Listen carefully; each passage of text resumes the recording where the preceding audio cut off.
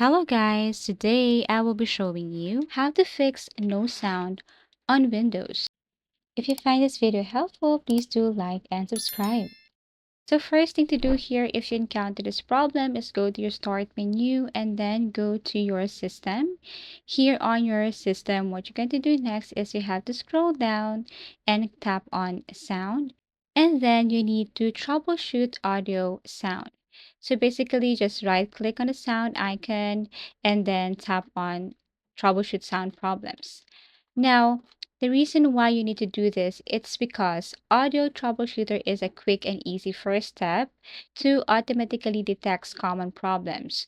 You just have to follow the prompts right here or the instruction right here. Often it fixes without needing advanced knowledge.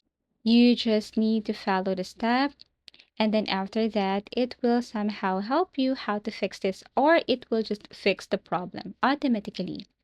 Now, if this doesn't fix the issue, the next thing you should do here is go to control panel and then this time you have to look for sound.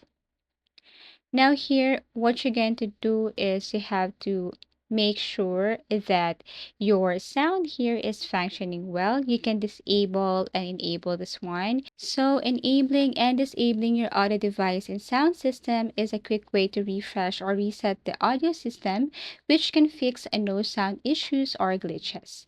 Thank you for watching and see you again in our next video tutorials.